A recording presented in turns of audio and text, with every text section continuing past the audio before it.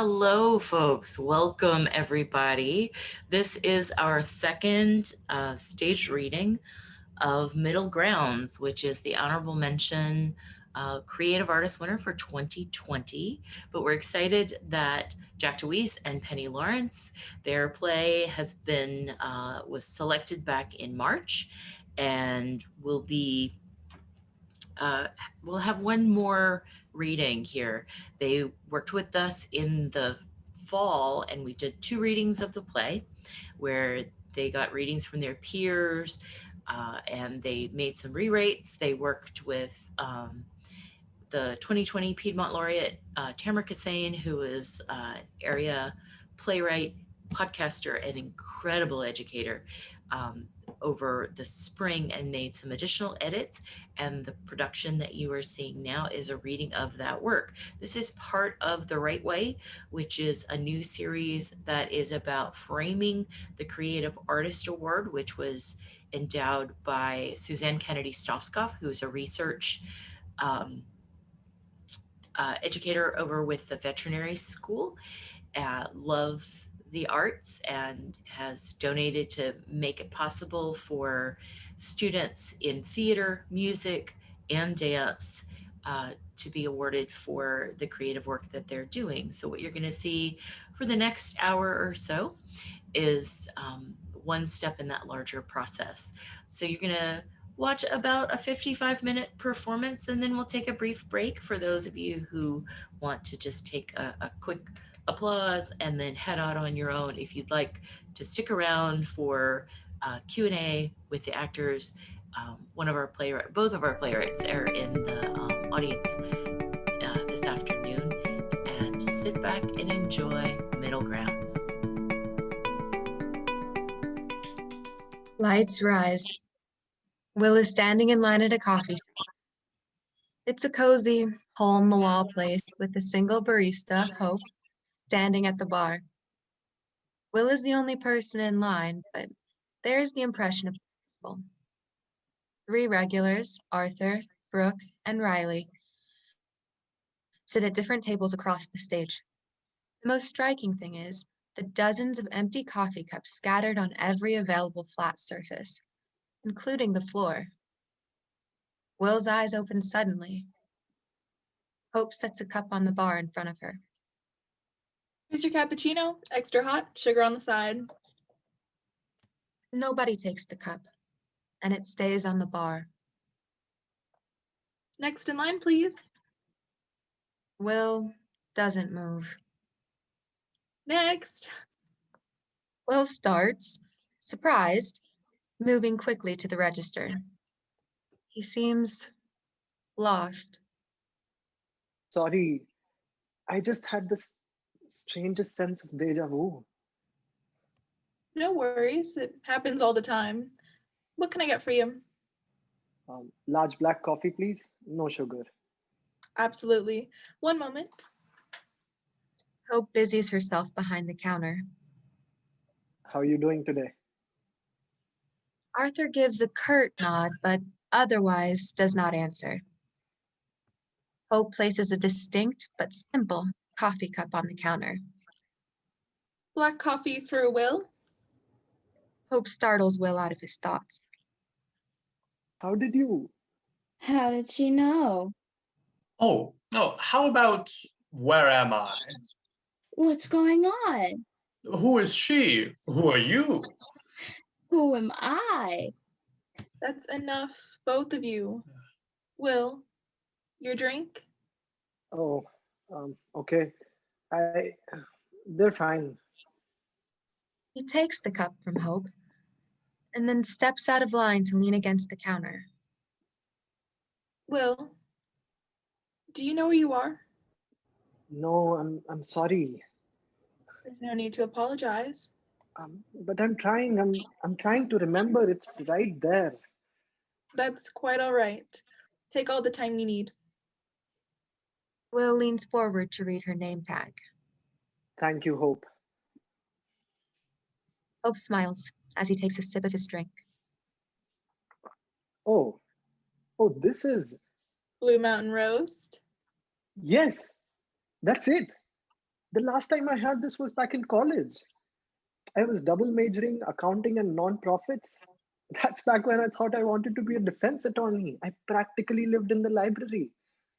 They had this coffee shop I used to go to daily. This, this is, I'm here. Not exactly. Welcome to Middle Grounds. It's a happy place thing. Nostalgia puts the mind at ease. I'm in a cafe in the Parisian countryside. I'm in Arcadia, in the real one. Had all these vintage video game consoles. I'd spend hours there after class just to hang out. They never made me buy anything, but if I ever wanted something sweet, I'd get a cafe au lait with French vanilla and 3 sugars. A peppermint latte? A half-calf Americano. Disgusting. That's just coffee flavored water. I don't get it. That's just because you're used to that American swill. Devi provare il caffè italiano. This isn't what I thought it would be like. I don't know. Free coffee makes about as much sense as all the other shit I've ever heard. This is a lot better than the afterlife I expected. This isn't the afterlife. It's just a stepping stone. It's the middle ground. How many stepping stones are there? Well, there's a beginning, there's a middle, and there's an end. The beginning is far behind us, and the end is yet to come. That's what you always say. You can't expect me to believe that you wouldn't know what comes after. I wouldn't. I've never been. When you finish your coffee, you leave this space. It's not my place to know what comes next, but I can help you get there. And what happens if you do not drink your coffee?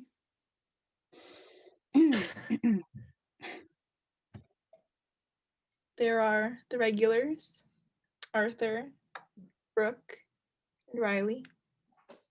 Oh, Don't start. I'm so sorry. Save your pity, son. Look where you are. There's no sense in feeling bad for us in the afterlife. Do we look shackled down to you? Anyone can choose to stay. What's important is that it's your choice. Of course, it's my hope that you will all move on. But that's why I'm here. Staying is not a bad thing. It doesn't have to be sad. Yeah, sometimes you're just Not ready. Some of us are taking a hell of a lot longer than others. How long have you been here? Oh, you lose track after a while. Some of us have been here longer than others. But I believe I've been here the longest. but aren't you, you know, What? Do you think I'm an angel? but you're just so, I don't know, nice? It's a happy place thing. Arthur swirls his mug like a wine glass, begrudgingly. None of the regulars have drunk yet. Well, regardless, my coffee has grown cold at this point. I could always warm it up for you. No, that destroys the integrity of the espresso. What espresso? Half calf Americano? I get heartburn. Are you kidding me? Are you happy here? Why haven't you finished it? I wouldn't say happy. There's still business that I must attend to. I'm waiting for someone. We all are. I don't plan on leaving until I leave with him. I want to speak to her one last time. I want him to know that I'm okay. How long will that take though? How long will you wait? Everyone stops for their drink eventually.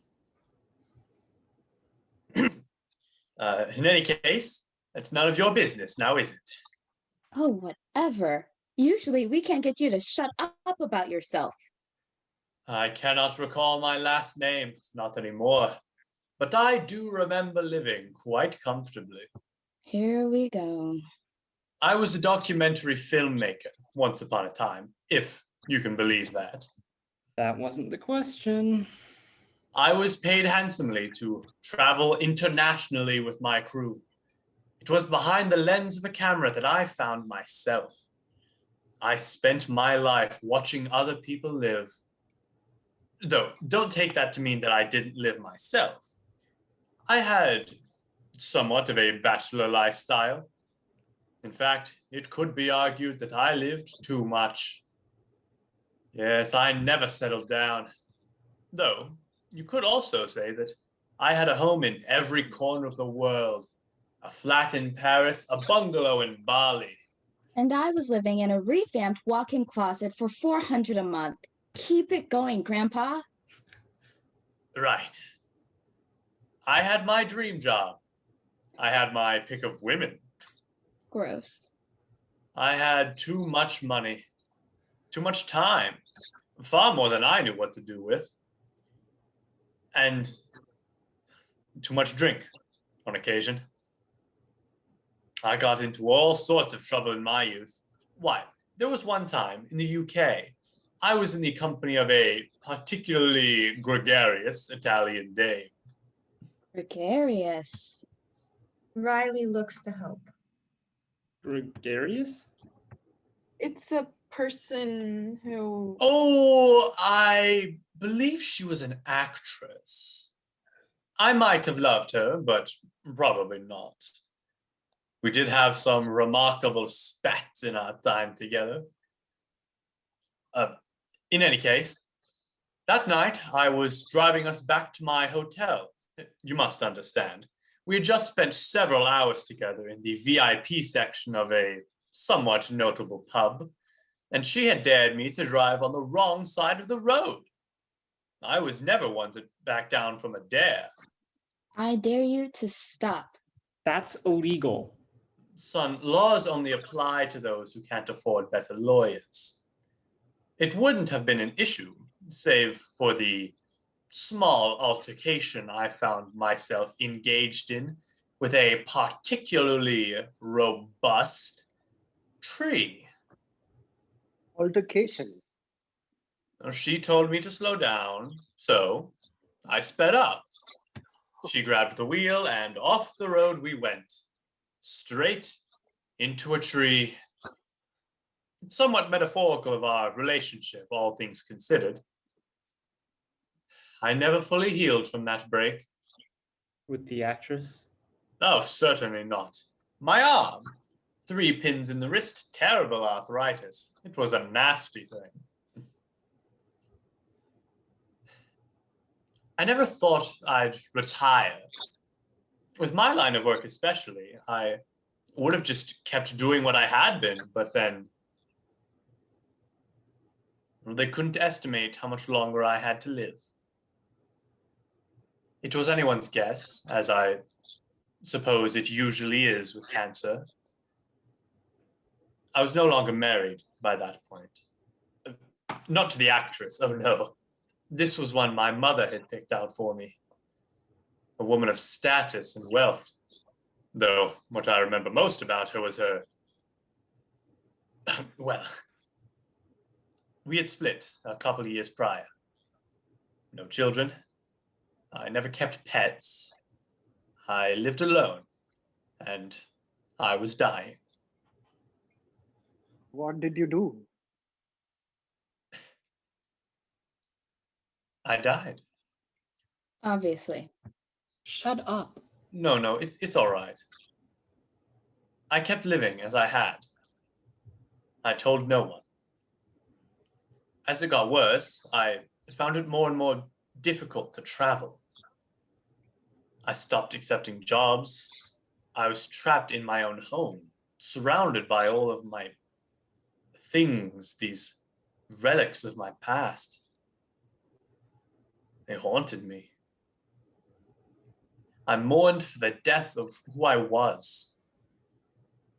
I found that, once again, I had too much time. I never kept a diary, never wrote down my memoirs. I'd spent the best years of my life writing about, what, other people? I lived this remarkable life, and no one will ever know. You spoke to so many people. You told stories.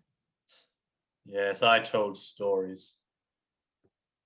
It was my job, and maybe my passion, to bring the focus of the eye to one person or one thought. No one was looking at me, though. Who will tell my story?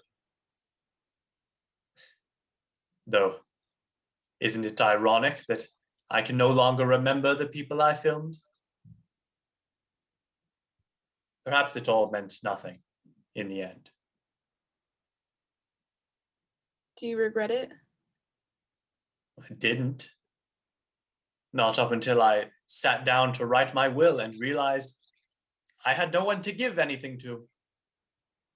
I don't remember a time my family has ever been there, so why would I just hand over the assets I had spent a life accumulating? I was furious. I never had children. My parents had long since passed. My wives were estranged. I had my brother, though we hadn't spoken in decades. Decades. More than half of my time on Earth, though I could not tell you how long it's been now. I do remember that it was my fault. Why did you stop talking to your brother, Arthur? Oh, that was by far the least remarkable mistake I ever made. I stopped responding to his letters. I thought that I was too busy at the time. I always said, I'll answer the next one. Eventually, the postcards stopped coming. I didn't notice until much later, and at that point, the silence was too much to break through. I mean, who was I to come begging for forgiveness after so long? It wasn't in my nature to apologize. Though, perhaps that was just my pride. You were his best friend, Arthur. He looked up to you. For family, I think forgiveness is something that's instinct, even if it's not easy. Do you really think he won't forgive you unless you apologize? I don't know what happened to him. If he married, if he had children, I don't know anything about my brother. So you're waiting to find out. Well, wouldn't you? I can't bank on the hope that we might find each other again in our next life. I won't. I spent a lifetime neglecting him. You're allowed to forgive yourself too, Arthur. Am I? I didn't even realize I missed him until I was halfway through my drink. I can handle cold espresso. I hope he isn't still waiting for me. He swirls his cup again, reflecting quietly. He must be so old now. What if he turns out to be the oldest man alive? I bet he's gonna have so many amazing stories to tell you when he gets here. I hope his life has been long and unforgettable. Or he died first. Whoa. Or he died first. That would be poetic justice, would it not? Well, what was his name? Maybe I've heard of the oldest man alive. I don't remember. You Oh, This is the karmic retribution that I must pay. Christ. I don't think I ever waited in life. I used to have to wait for my wife all the time. Every single date, she would show up 20 minutes late. Must not have liked you that much. I've known my share of women who believe that time moves slower for them. She just loses track of time.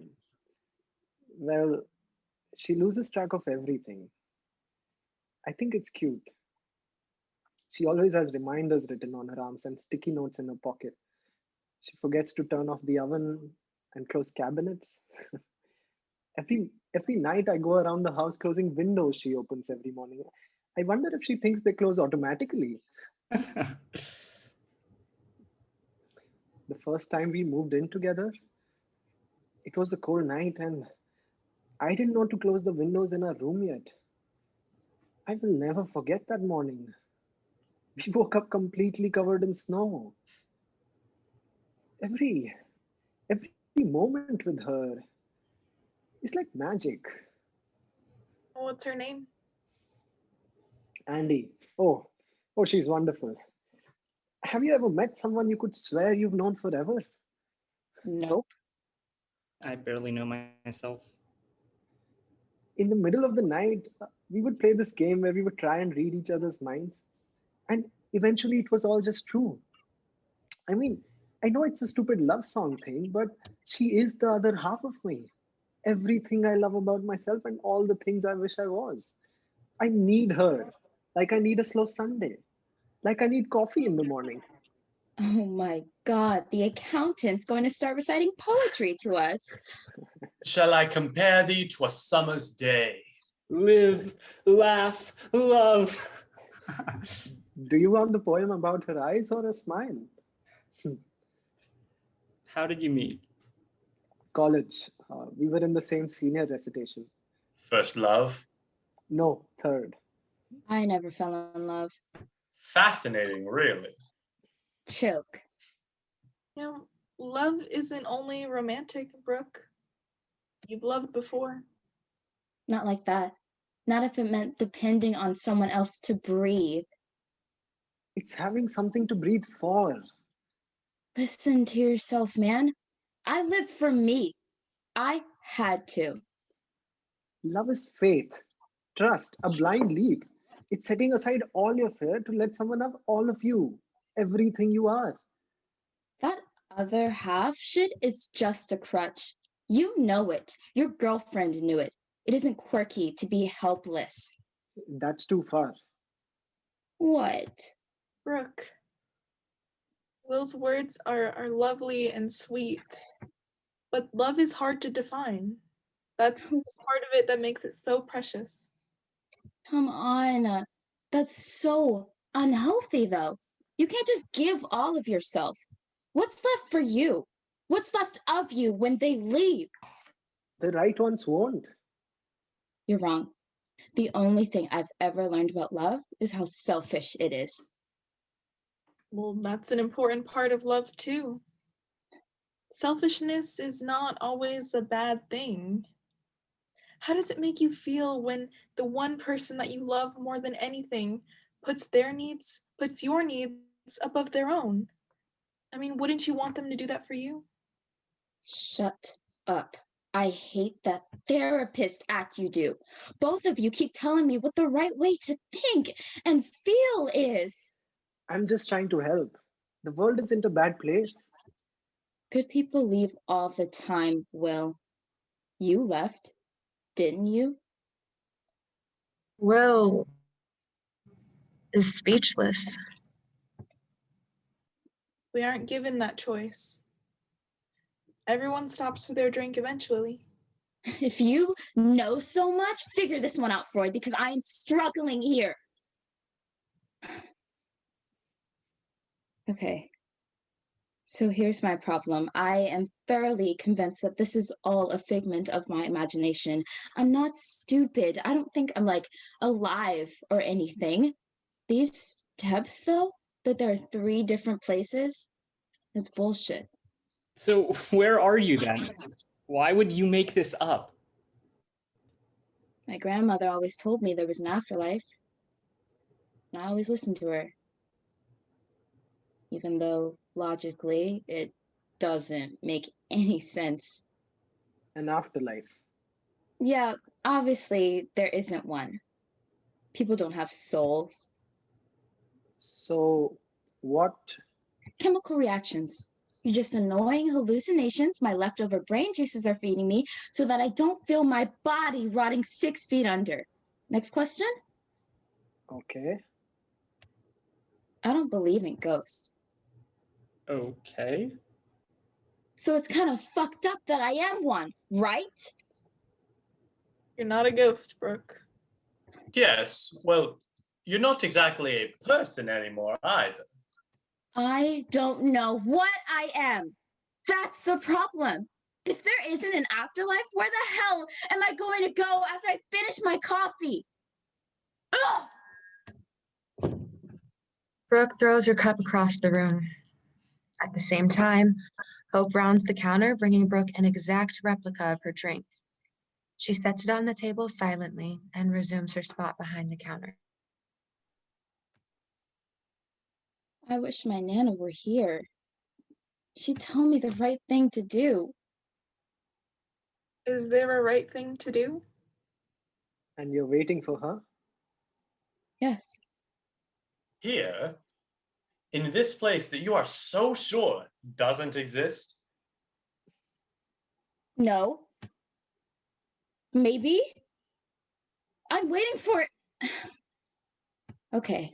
So if this really is some sort of sick joke that I'm playing on myself, she's either going to make her cameo and I'm going to imagine her voice and feel better or whatever, or I'm stuck standing in line for a crepe until I finally fizz out into dirt and worm food.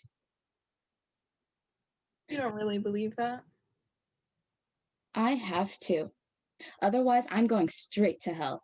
You don't even believe in hell. But my Nana did. She raised me. She must be so heartbroken. She's superstitious. She must be lighting her candles and her incense by my picture every morning.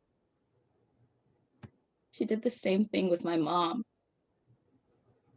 I wonder how many candles she's gone through at this point. Brooke takes a sip of coffee, looking at it in silence before throwing it across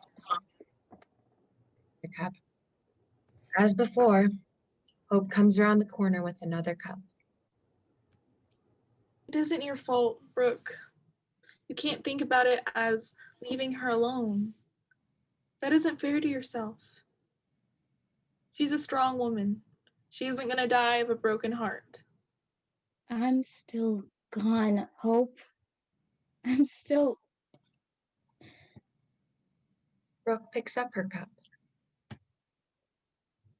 I used to make this stupid casserole thing for holidays. My Nana, she loved it. She said she could never get it just right. Well, that'll be something that she never forgets. Something good that makes her think of you.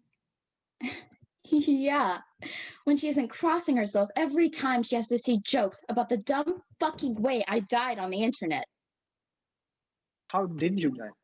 Absolutely not. She always told people she'd pray for them whenever they did something really stupid. Now she's praying for me. Whoopee. Somehow, I imagine she was always praying for you. I don't know. It makes me feel better knowing my family might be praying for me. Yeah. And look at all of the good that's done you. It isn't for me. I'm sure it's done good for them. Rituals are a part of life, Brooke. The power comes from the people who believe in them. I don't believe in things I can't see, that I can't prove. A lot of people do. Yeah, there are millions of people who believe in the sayings of a King's Jesus fanfic. But I just can't rely on that. I believe in me. I trust myself a whole lot more than I trust any book written by any man thousands of years ago trying to tell me what to think. And that's enough.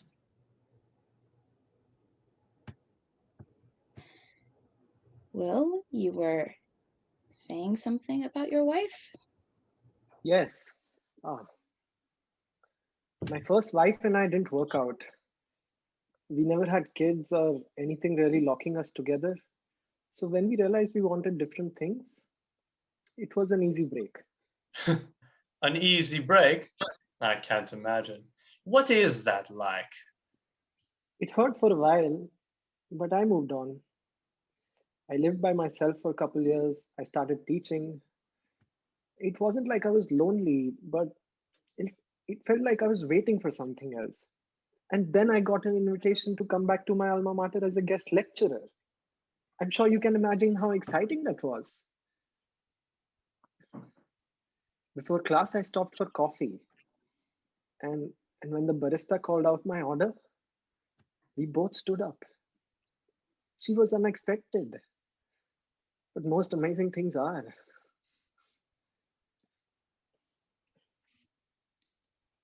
Will cuts himself off, crossing the room in quick, long steps. He points at a chair in the corner, turning to the others with a wide grin. She was sitting in that chair.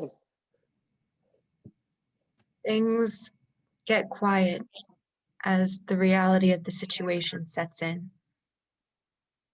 Will sits in her chair and sets the coffee cup, pushing it away from himself. I'm going to miss her. What's the last thing that you remember? I was driving. Andy was in the passenger seat. We were going out to dinner. We have date night every Tuesday. Yeah. So what happened? There was an accident. The last thing I remember is the reflection of the spotlight through the cracks in the windshield. I hope she's okay. She must be. Yeah, she has to be, but I just have to wonder, what is she going to do without me? Who's going to make her coffee in the morning or close windows? She might be alive, but will she be okay? She isn't going to die of a broken heart. She was going to have to start learning how to do shit for herself eventually. She's stronger than you're giving her credit for. Then she's stronger than you're giving her credit for. How do you know when you're in love? That's not a question with an easy answer, Riley. I'm sure the poet can share his wisdom. It's when every thought you have is a single step away from them because they're always on your mind. A pestering thing, that. Every morning when you wake up, you want it to be with them. And they're the first person you want to tell when you have good news or bad news because you're in it together. You have to see them smile for the very least once a day because all you want for them is to be happy. Their ups are yours and their downs are too. It's just that you might argue, but that's fine because you love them and because you never have to worry that it will make them not love you. You're in love when there's no other explanation for how crazy you are about them. You just know. Arthur reaches over to Riley's table to give him a hearty clap on the shoulder. You're too young to be in love, kid. Trust me, it isn't as glamorous as the accountant makes it out to be. You think you know a woman, but you don't. Always secure the prenup. That's my advice. You're never too young, Riley. I don't know. What do you know about love? Does the kid have a crush? Brooke. It's okay. How long has it been, Hope? The time I've spent here should count for something. Don't baby him. He's already dead. You're never going to be able to legally drink, son. You're never going to be able to vote. It doesn't matter anymore. Riley seems to melt further into his seat. I'm sorry, Riley. I don't have an answer for you.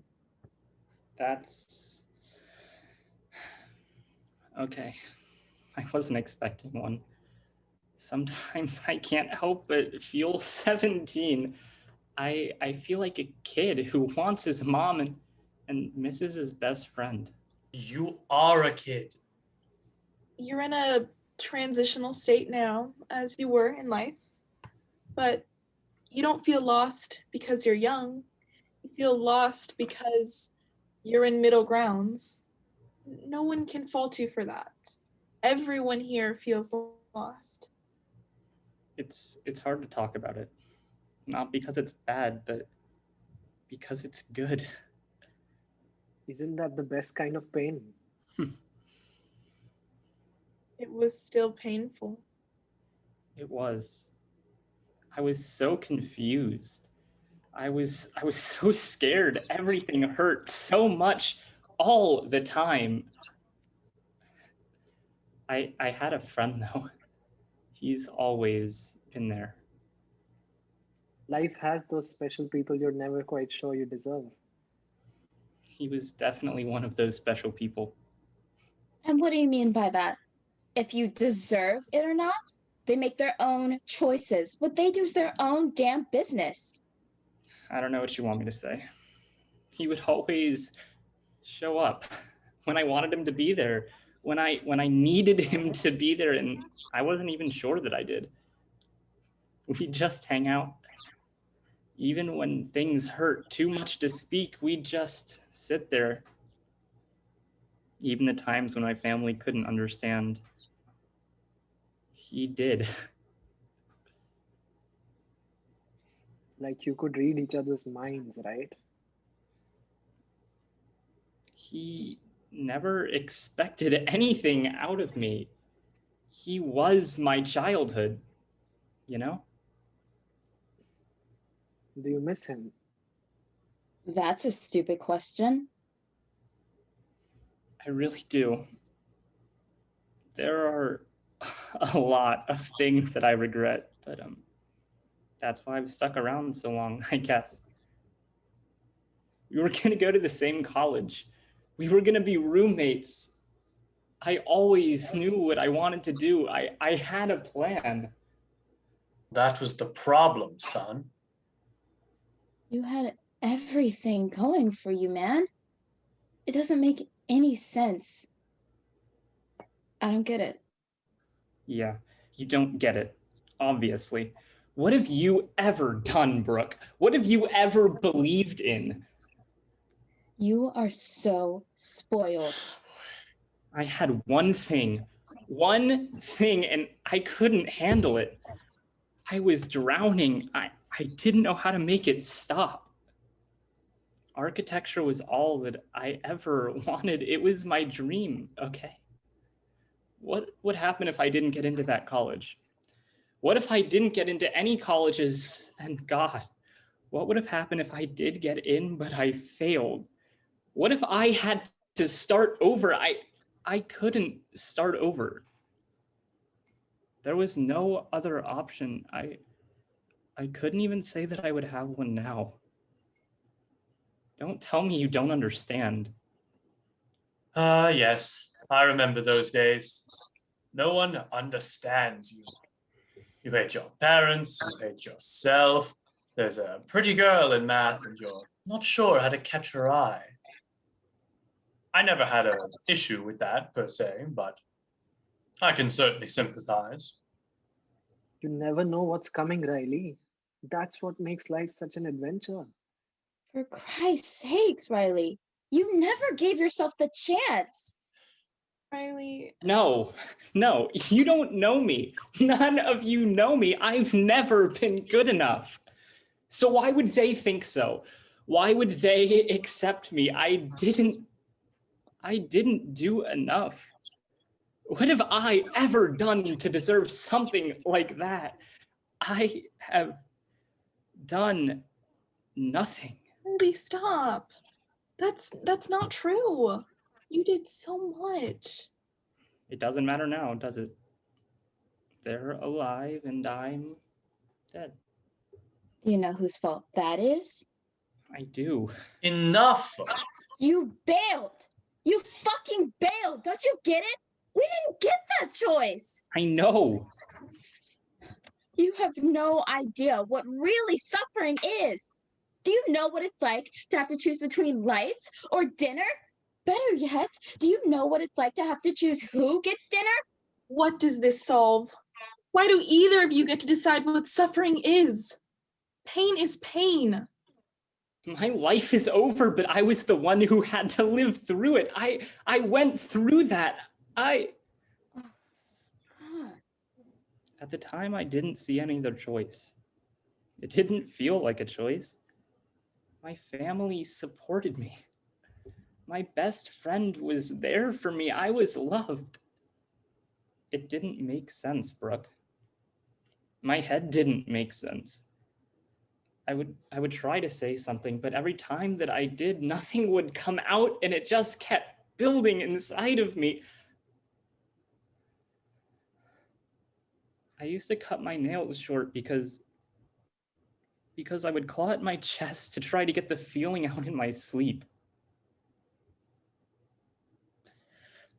I think I hate that I wasn't strong enough to get through it, but really I wasn't strong enough to ask for help.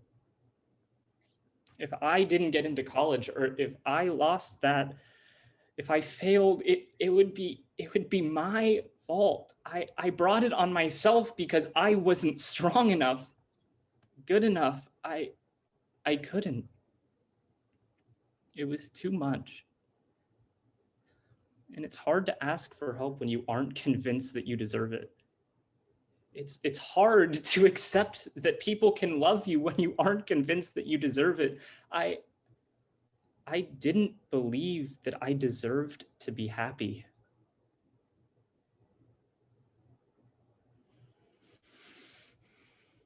I don't know really why I did it.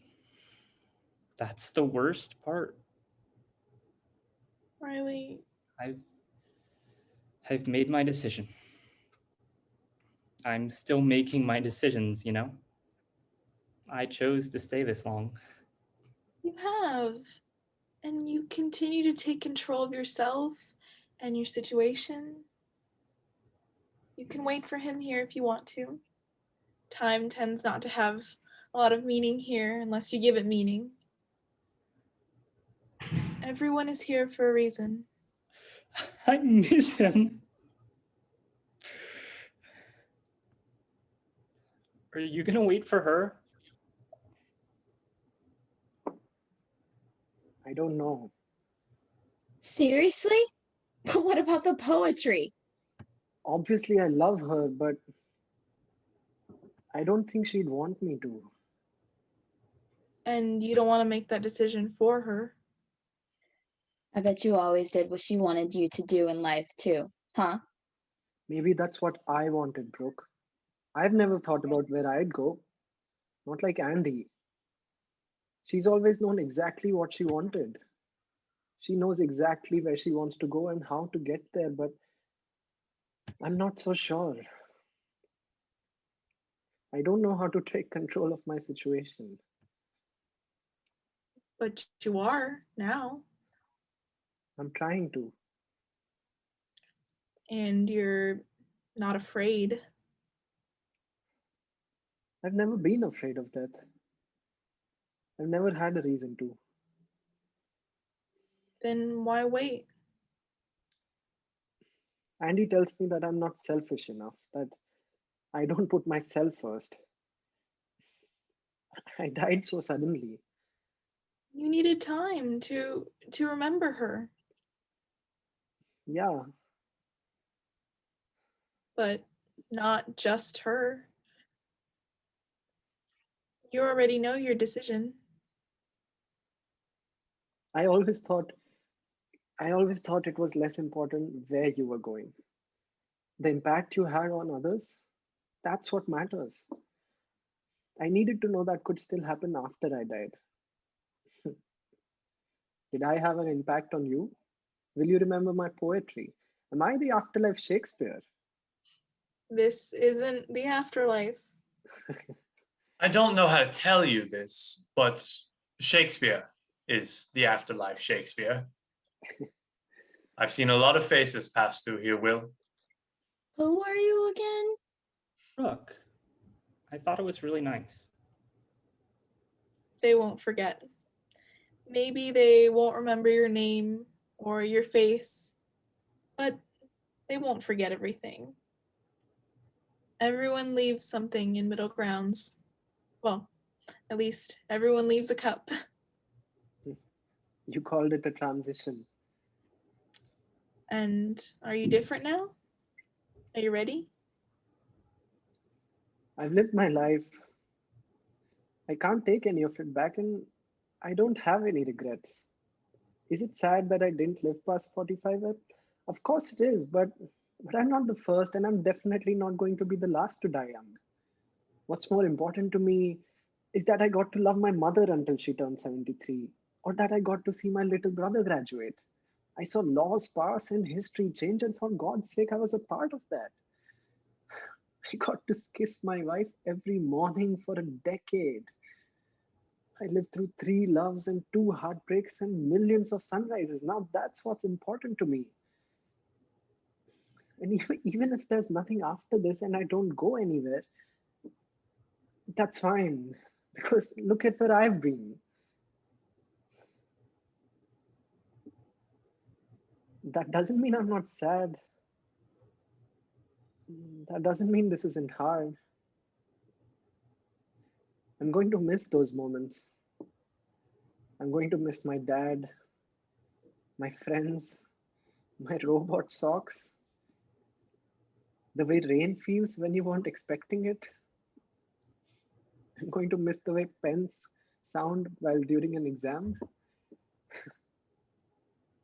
I'm going to miss the way rom-coms make me cry, or the way Andy looks first thing in the morning. No matter where I go, I'll never forget when she opens her eyes and sees that I've made her favorite coffee. I'll always have the way I felt when she would try and stand on her tiptoes and kiss my forehead. The way pillowcases smelled of her shampoo. We will always have that, no matter how long we're apart. I will never lose that, and in her own way, she won't lose it either. I hope I hope one day she finds moments that are just as special in their own way without me, as much as that hurts, and I hate to say it. And maybe this is just me spouting nonsense that I think I'm supposed to say to make the pain have meaning, but I believe it enough to hope that it's true. I hope one day she'll find me. You've been here long enough, Will. Don't let your coffee get any colder. Bottoms up. Send us postcards. See you at the end, Will.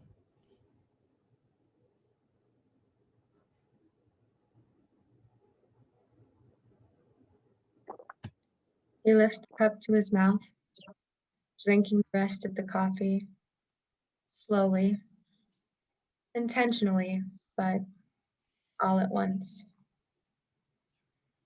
When he's done, he stands and exits silently, leaving the empty cup behind.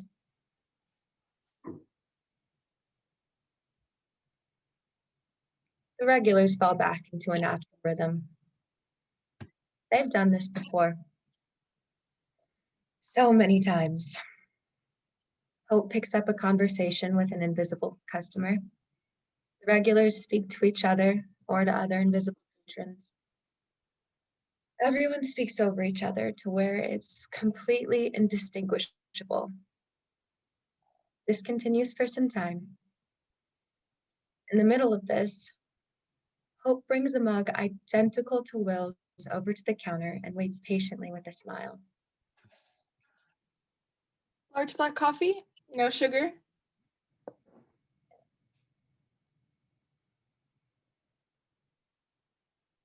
Blue Mountain Roast.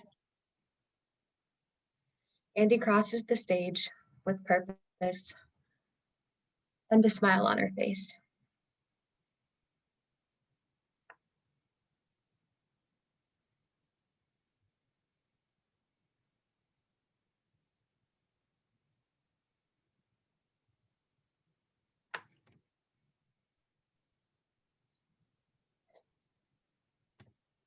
Thank you all for joining us.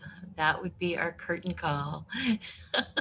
You're welcome to unmute your audio and video if you'd like to take a moment and touch base with our cast. We've got one of our playwrights with us.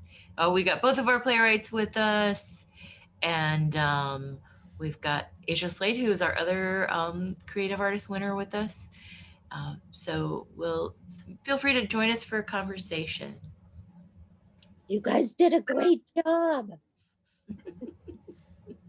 I don't know if like the echo will hear because of the speakers, but y'all made me cry so much. I did not expect to do that. Oh my God. You guys were amazing, honestly. If you want to say something, you can say it. They can hear you. No. Just say it. Love you. Love you, Kathleen. I love you, Kathleen.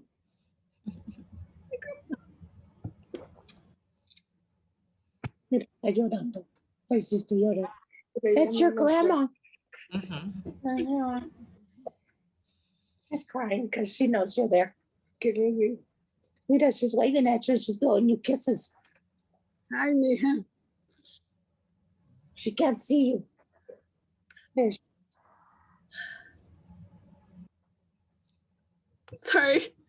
You guys can continue. Y'all are making me all teary and you're not my family. If anyone has any questions, so we've got Penny Lawrence and Jack Deweese, who I don't know if they are side by side on your screens or not, but they are on mine. Last night, Jack gave us a little bit of information about how this play came to be. Penny, you want to give us the rundown of how we got to this place? Sure. You mean like how we came up with the play and how we got here? Absolutely.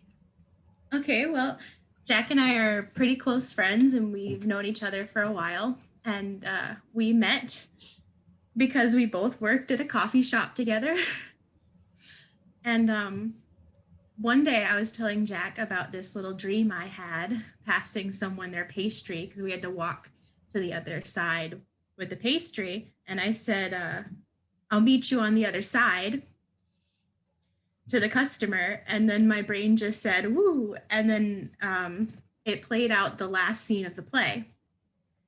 So we kind of started from the end, but we got together, just the two of us. And I told Jack about this and he was like, what if this is a play?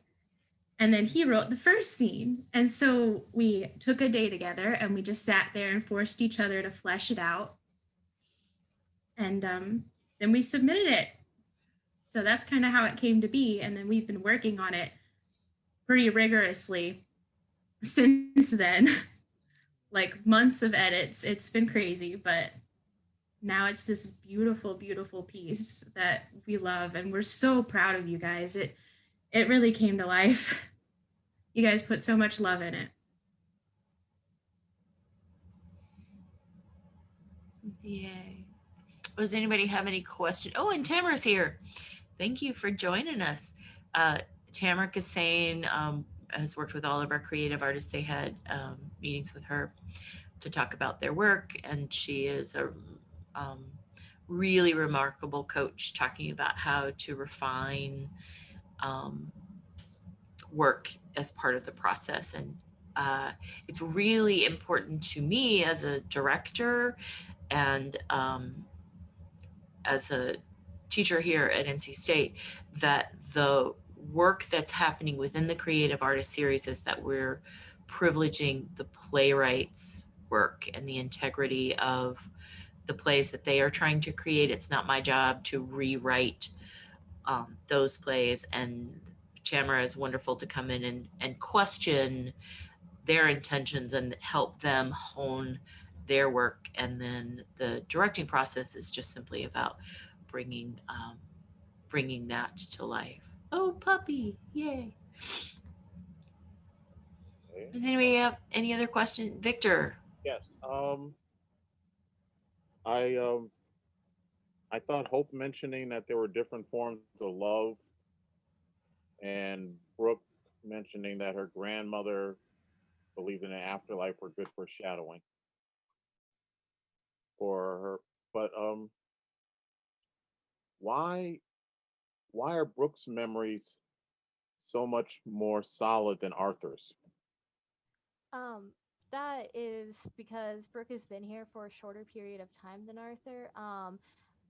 Arthur has been there. So Hope had been there the longest. Arthur had been there the next longest. And one thing that I was talking about with Mia is that we really tried not to put a time frame on any of the characters. But one thing that I imagined when I was writing Arthur was that he was very early 20th century, he died probably in 1920, or before then. So I mean, like, he was definitely a man alive in the 1800s.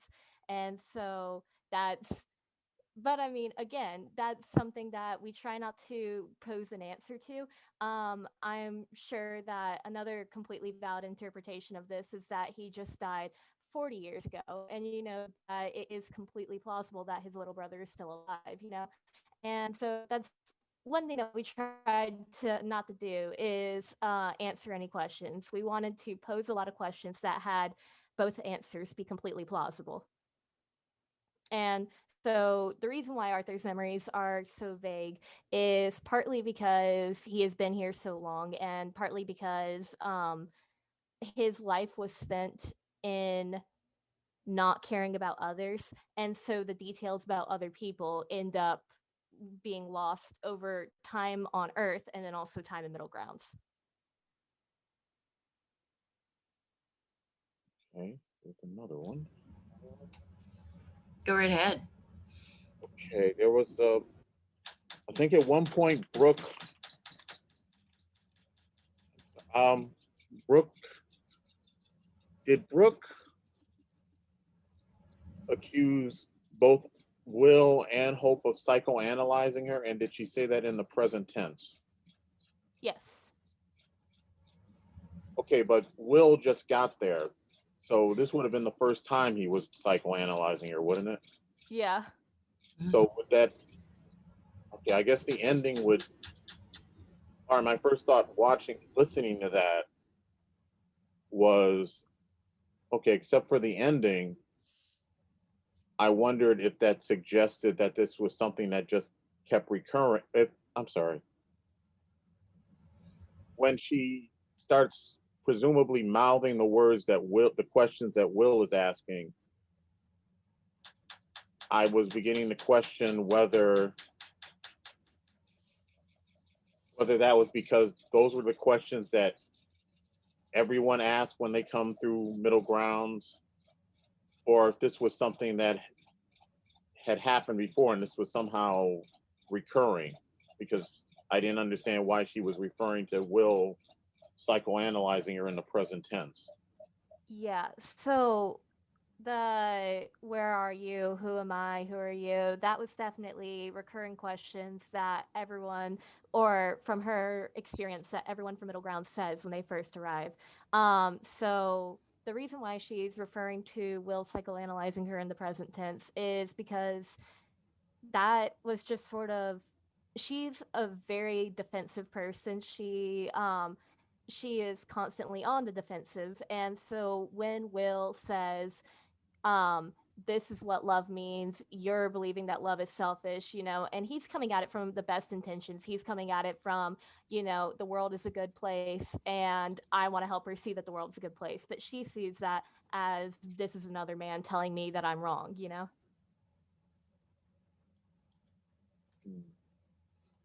All right, one final question. Mhm. Why are those two particular characters named Will and Hope? Because it didn't seem like either of them. Well, I mean, Hope maybe, but Will, and I was half expecting the other characters to have names that were somehow representative of I'm gonna let Penny take care of this what one. they were doing. Yeah, I guess those two characters those were the characters that were in the first idea of the play. They were in that last scene that I imagined, and I think that they had those names. But we always just said it wasn't that we named them that way because of character traits. It was more like the character became that way because that was their name. So Will ended up being kind of willful, and Hope ended up being hopeful. Mhm. But it wasn't that we named them that way on purpose. It's that we made them based on their name. Well, it seemed like Riley was more willful than Will, actually. Asia, you had a question. So I actually really liked watching it in the virtual setting just because I feel like I could like picture whatever coffee shop I wanted to picture. And you guys mentioned that like it looked different for everyone. So I thought that was really cool. But I guess what I wanted to ask is like if you had like a real life staging, like what type of coffee shop would you envision for the space? That's really vague. I don't know. Yeah. No, one thing that like both Penny and I worked at Hill of Beans in the library, so Will saying that it was the coffee shop in his college leads me to believe that it would look like, you know, Hill of Beans or Common Grounds in Hunt Library. When I was originally like planning the staging in my mind, I always pictured like a very traditional cafe type of deal, but I think in it being his version of the coffee shop, it would have to like to be true to the script and true to Will's experiences, it would have to be a college coffee shop. So, you know, very much common grounds. Oh, he also had. Yeah. Hello. I am more of a comment, I guess, than a question, but I guess in our conversation on Hope has been there the longest. The idea of Hope's character and like, was she alive prior to this? How did she end up here and then get the job at the Purgatory coffee shop? Fascinates me. And I like that we don't get an answer. I like that a lot of the things that Hope says don't talk about her experience on Earth. Like, so I kind of like that I don't know. It lets my brain like fester, but She and Will are kindred spirits. She and Will are on the exact wavelength, you know? And so, I mean, like the last scene where they're going back and forth and bouncing off of each other, Hope sees a lot of herself in Will, and Will sees a lot of himself in Hope. And so the two of them just have that connection. quality. And great work to everyone. Thank you. Yeah, the actors are incredible. One thing that myself and my friends, I invited pretty much everyone I knew to the to the viewings. One thing that we all talked about was just how incredible the casting is, and all of you just did such a remarkable job.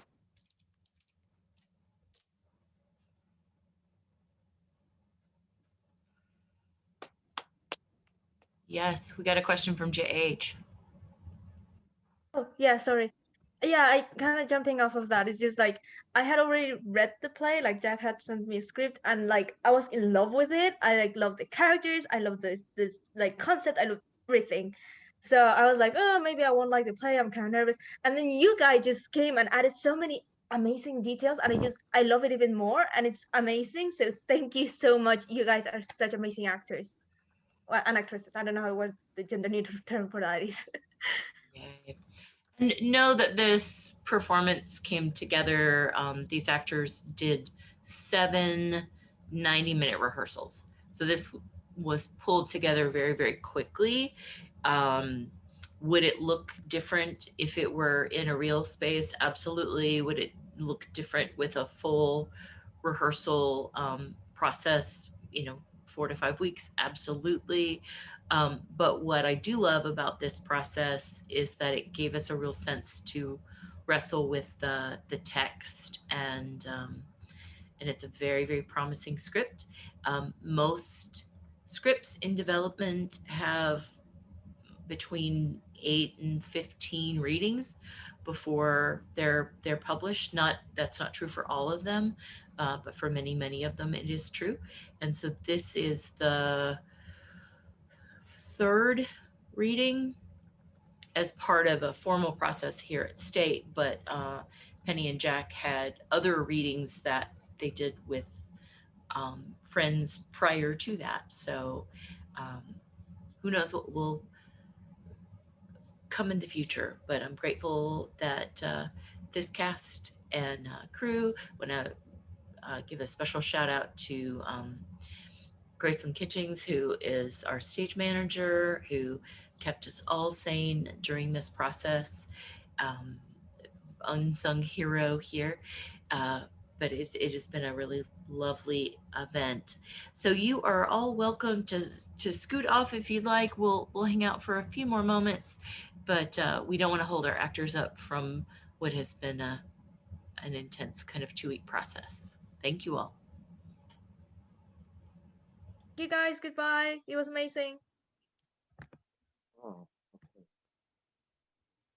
Great job. Wonderful. Amazing. Great job, y'all. To briefly answer Victor's question, the reckless driving story was something that came early in Arthur's. The reckless driving story came very early in writing Arthur's part. Oh, did he leave? Okay, never mind then. It is a true story, mostly, which is pretty It is fun. a true story, mostly. Tales of his life are greatly exaggerated, but who's going to tell? Okay, All thanks for all the work, guys. Yeah. And thanks for coming. It's been a great 2 weeks. Thank you. Thank you for making this really, really great piece of art. It was wonderful to work with. Thank you so much. It's fantastic to go through. So Yeah. much. Yeah, I had great fun. All right, I'm gonna head out. Thank you. Thanks, Bye. all. Great Bye. job, everyone. Happy Thank Valentine's you. weekend. Good job. Beautiful. Stop recording.